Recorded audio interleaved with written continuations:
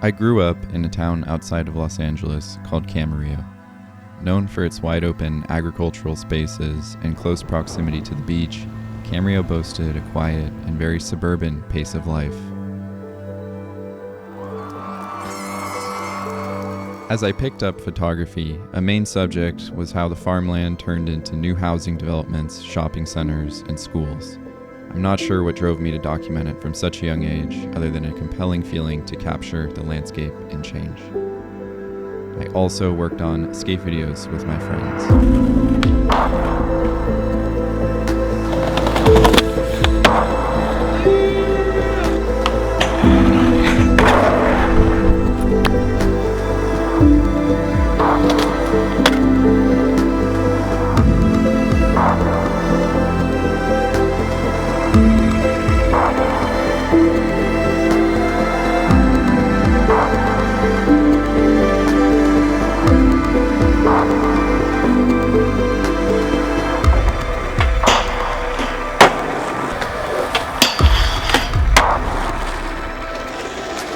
In 2015, we wrapped up our full-length video called The Mob Rules.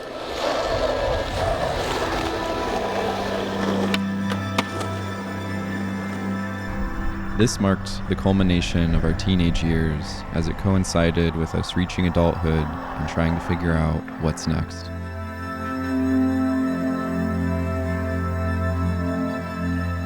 For me and my now wife, that meant heading over 1,000 miles north to Seattle.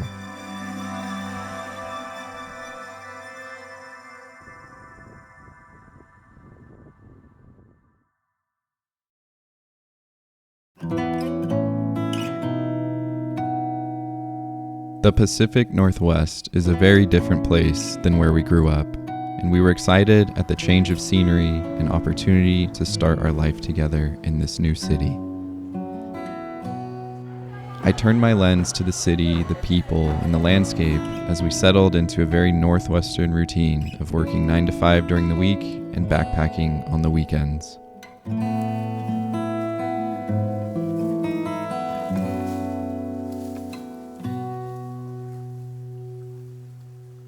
I was taking very different pictures of very beautiful landscapes and was excited to share them with friends and family back home.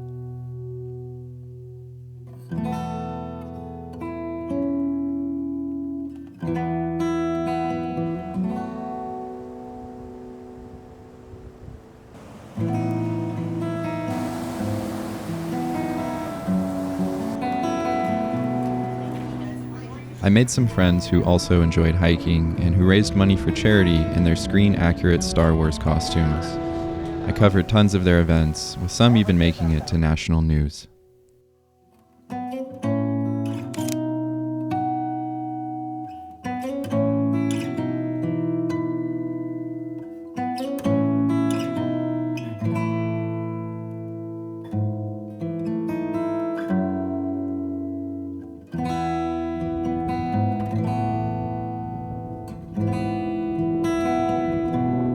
While I enjoyed shooting and sharing these images, I never really knew what to do with them once they'd run their course on social media. And so as the years passed, I fell into a prolonged, gradual decline of disliking my work and everything I was shooting. It got to a point where I didn't share any pictures for over 2 years, and I even stopped bringing a camera altogether when I'd go out. Putting some time and distance between the work or shooting different subject matter never really changed my feelings, and I couldn't understand why. But that all changed in the summer of 2020 after a hiking trip I'd been looking forward to for years.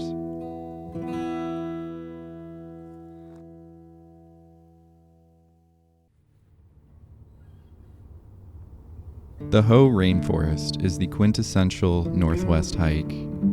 It follows an electric blue river through old-growth forest up to its glacial source at Mount Olympus. It takes considerable planning and can be difficult to get permits for, so I was excited at the opportunity to bring this trip to life. My friend and I set out for a 3-day hike to reach the glacier and were feeling inspired. But after an ambitious 15 miles to our first campsite, we were in rough shape and facing injuries, so we decided to cut the trip short. And though we didn't reach the glacier, we enjoyed the journey, and I was excited to see the images I'd come back with. Back home, excitement quickly turned to disappointment again, as it had so often. The images felt dull, uninspired, and devoid of substance, which is really how I felt about all my work at this point. But this time was different. The fact that I completely hated everything I'd shot from a trip to such a remarkable place stuck with me, and it was going on 5 years of this unaddressed feeling.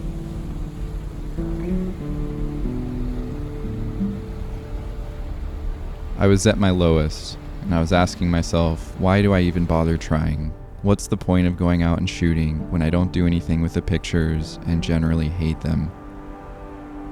It ultimately boiled down to one question: am I even interested in photography anymore?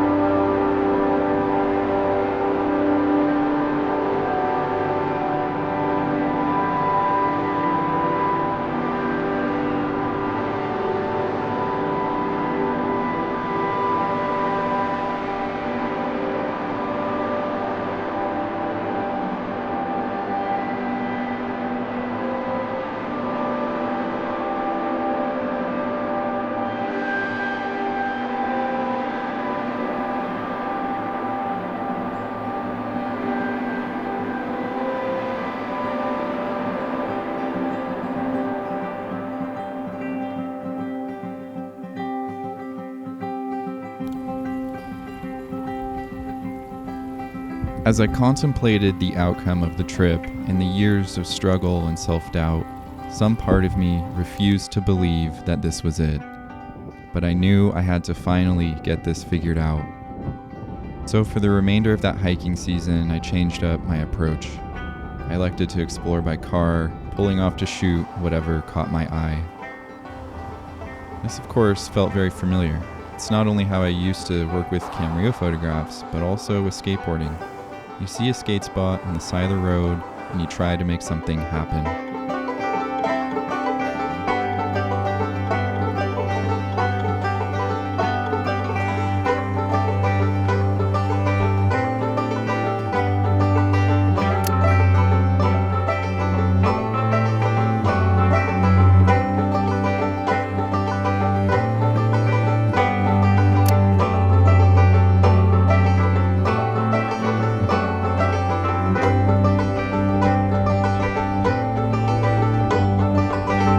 As fall turned to winter, I ventured east, where the climate is much drier and the spaces more open. The battle between agriculture and sprawl dominates these lands too.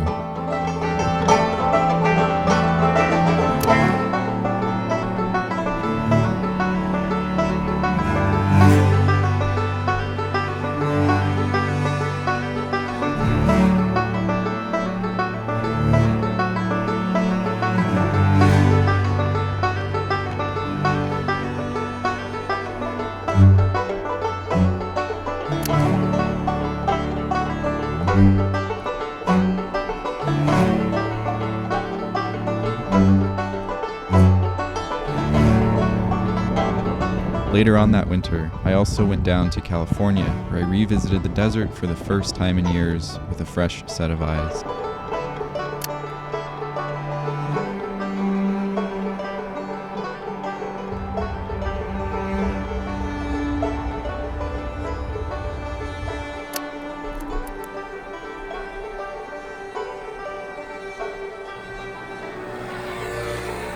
Between my explorations of eastern Washington and California, I was shooting more than I had in years. and the difference was I was actually happy with the results.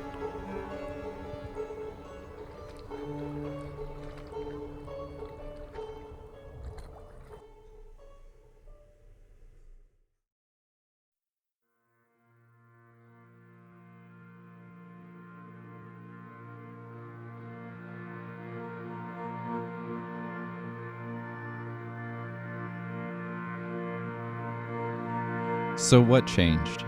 Why was I all of a sudden happy with what I was shooting after years? Well, it turns out these trips were meditations. I set out without any goal other than to photograph what caught my eye, because I knew at the very least it wasn't the mountains and forests anymore. This was a philosophy that I followed early on, especially in those pictures of Camarillo. But it was a philosophy that I'd forgotten. I'd gotten caught up in what I thought people wanted to see and ignored what I found interesting on a deeper level.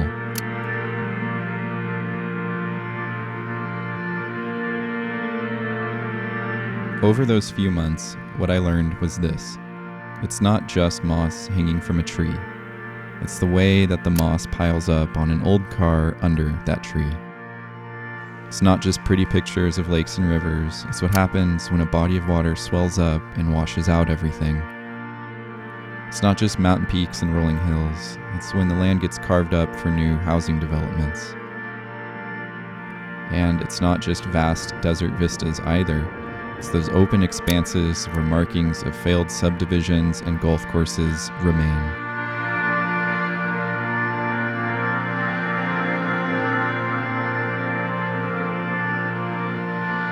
In retrospect, it's all very ironic. I'd drive 5-6 hours to a trailhead to hike up and take pictures from the top of a mountain, but neglect to shoot what I saw along the way. It's not to say I'll never shoot nature scenes again. It's quite the opposite, really. The difference is I'm not trying to find meaning or deeper photographic fulfillment from those images. I found I'm much better off following that thread of intuition that got me into photography in the first place. Photographing the interesting things I pass by and those larger themes that have always resonated.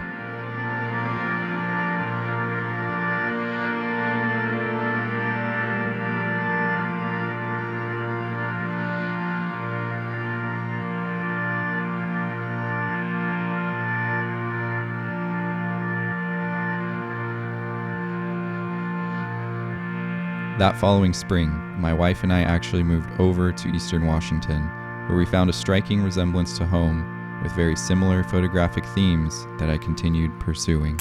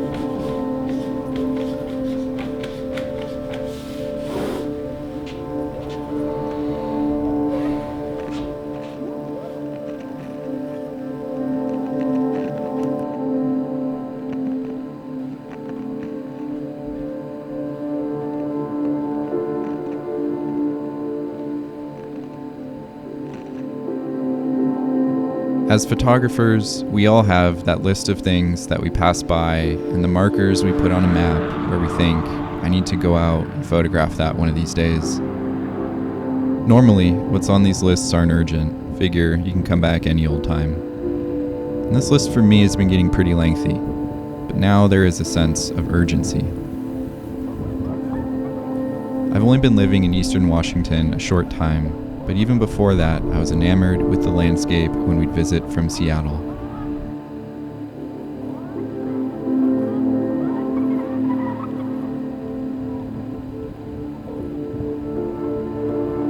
Six years ago was our first trip east to the White Bluff Dunes, and the shot list has been growing ever since. But the thing is, when we moved in 2021, we thought we'd be calling Eastern Washington home for the long term. But that quickly changed. To make a long story short, my wife and I found that we needed to be closer to our families as they grew older and began having health concerns. And with no ties to the Northwest and no real reason to come back to this part of the state, it's pretty much now or never to cross this list off. So what better way to start than to finally revisit the place that started it all?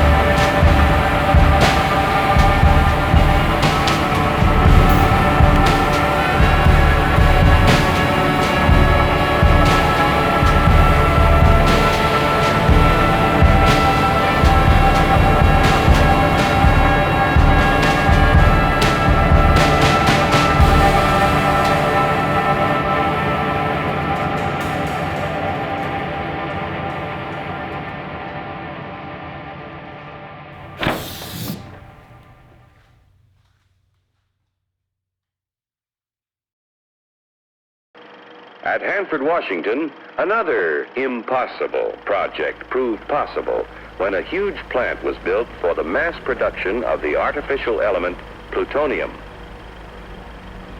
This process involves what may be called the furnace of atomic energy. When I first visited the White Bluffs, it was because I was surprised to find barren sand dunes this far north. But looking across the river, I found something even more surprising. Those are nuclear reactors that produce plutonium used for the first atomic weapons. Though decommissioned in the 1980s, the cleanup effort is still underway as one of the most contaminated sites in America. But as the buildings disappear, so too do these atomic motifs that gave the area a local identity.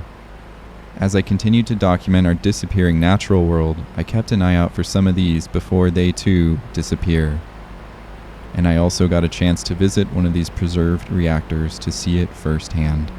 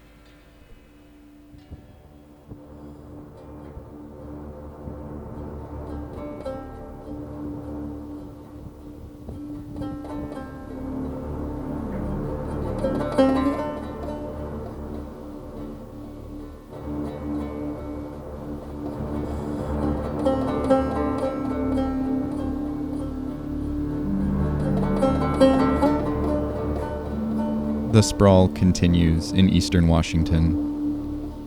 In those 2 years, I witnessed a continued rapid growth of the area, intertwined with forgotten relics and rural communities. These places, near and far, made up the majority of my list. Some I made a special trip out for, while others I revisited one final time.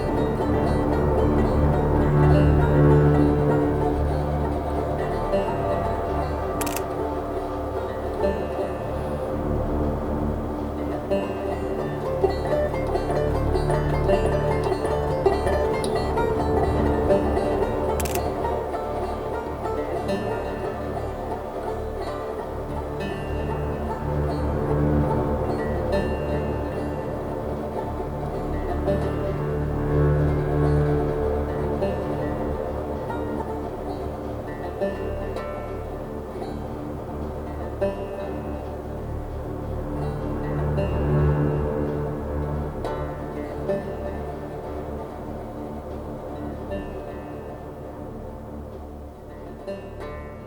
our house went up for sale, I worked hard to cross off as much as I could, as well as everything I added along the way, knowing that the journey back to California was just around the corner.